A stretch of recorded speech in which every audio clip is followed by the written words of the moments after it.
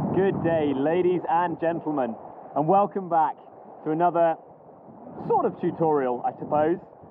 William asked in the comments of one of my previous videos, how do we manage to keep motivated when the conditions are not good? Now, I've previously done a video about how to keep motivated through the winter months, and if you want to check that out, then you can go and look just up here.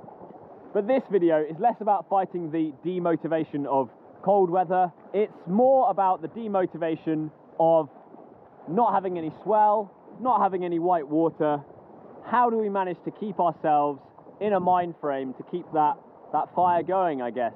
So without further ado, here are just a few suggestions of things that you can do to keep yourselves motivated in the summer months, when in the UK, certainly, we don't have the white water conditions that we might hope for.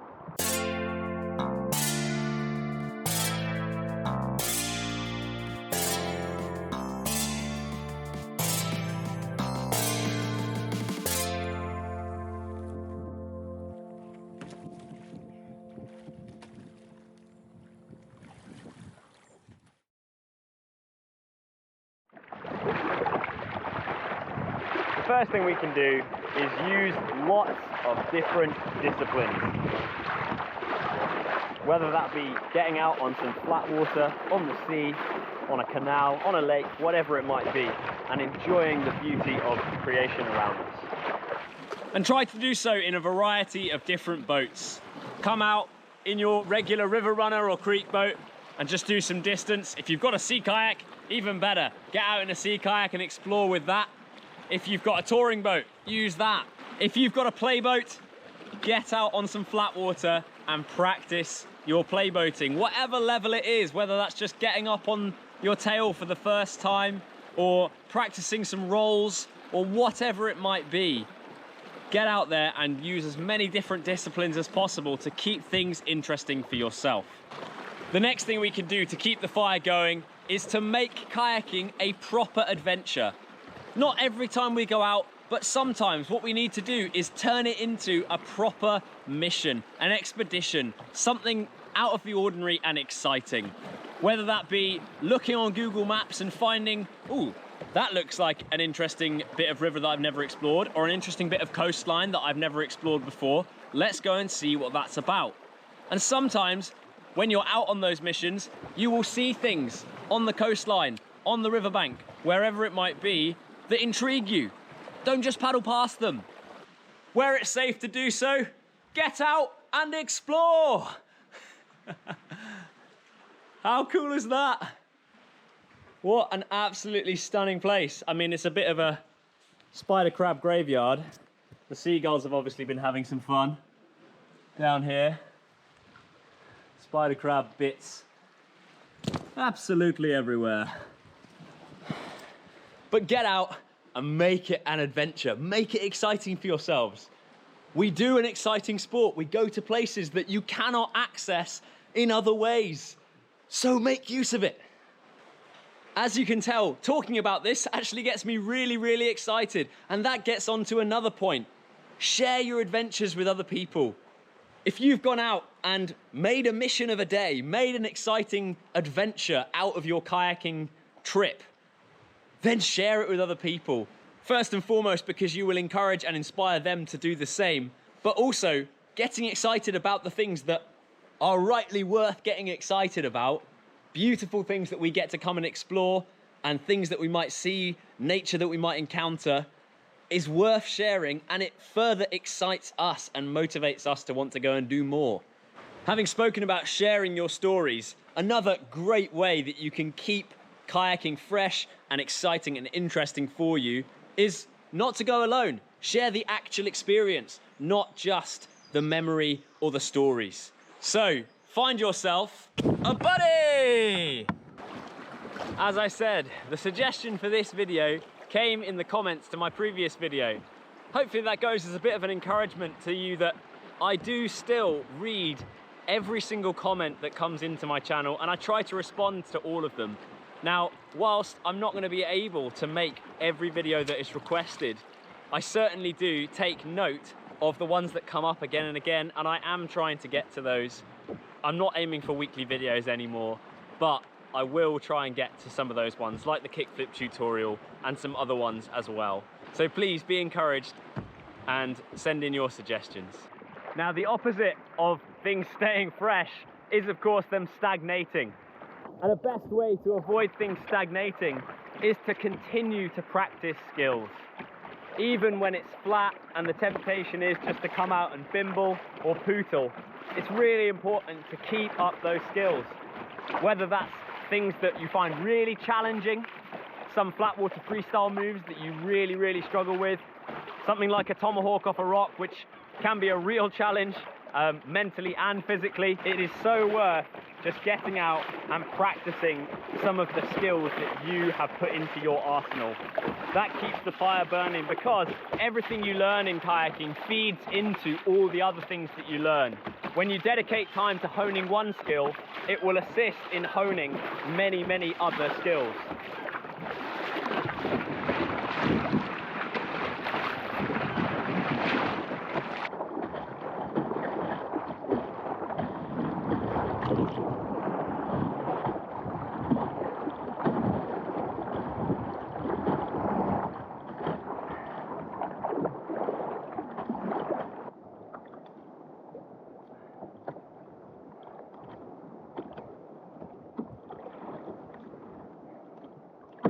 Even basic drills like this edge control drill can make so much difference in terms of your progression.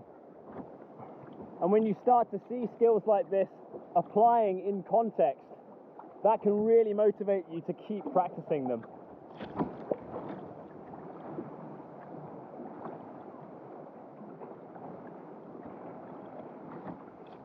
Let's see how far we can go without going in. Whew.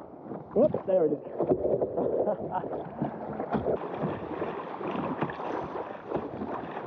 Even practicing silly skills can have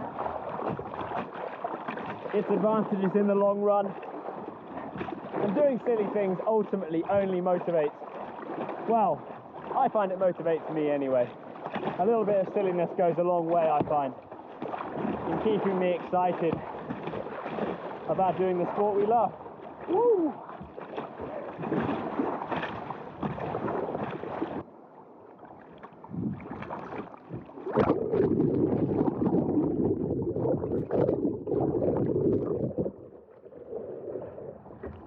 Oh, I think my hat stayed on. That's nice.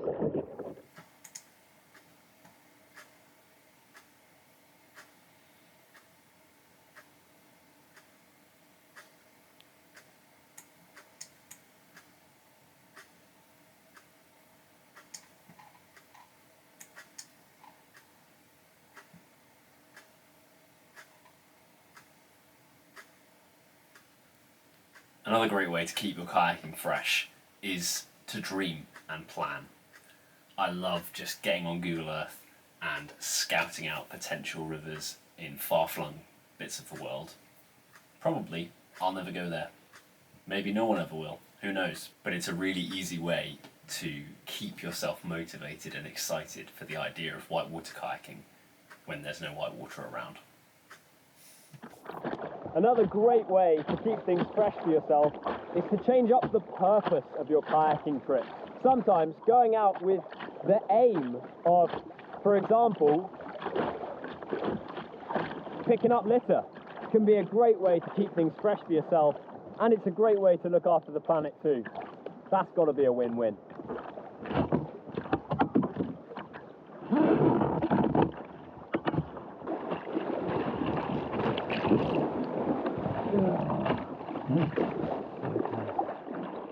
So there you go. Those are just a few of my suggestions on ways that you can keep paddling fresh for yourself, even when there's no water in the rivers and there's no swell on the sea. I hope you enjoyed this video and that it was helpful to you.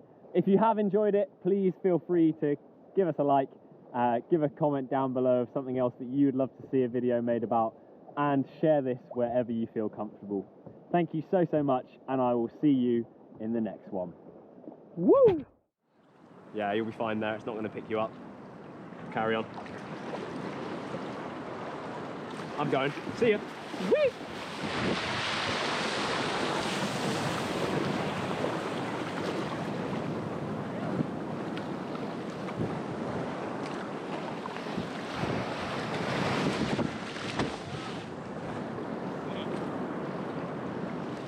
I'd go back, yeah.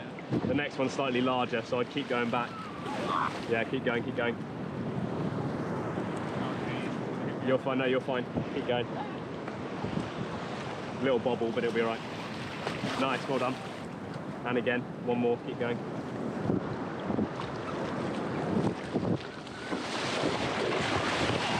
Right? Yeah, that was me. I just kicked it. No, it's fine, I just kicked it and landed on you. There we go, yeah, after this next one you'll be able to paddle in. Yeah, it's alright, this is a small one, I'd go with it. That's it, yeah, nice. Well done. Keep going, you can use the next few. The next few are going to be small, so they might break on you, but you'll be alright. We're going this way. Yeah, that's it, keep it straight. This next one's going to break before it gets to us, I think. If we keep paddling forwards, it'll break and then you'll just be in white water. Yeah, there you go. So try and keep it straight, use that little rudder stroke. That's it. Sorry. No, you're fine. You're good? On the wrong side. I just... Hey, everyone. Heck yeah! Go on! Phew! Oh, another one, little double. Bigger up, bigger up. Oh, straight on sand. That one started to lift me up, my front head started rubbing on the sand.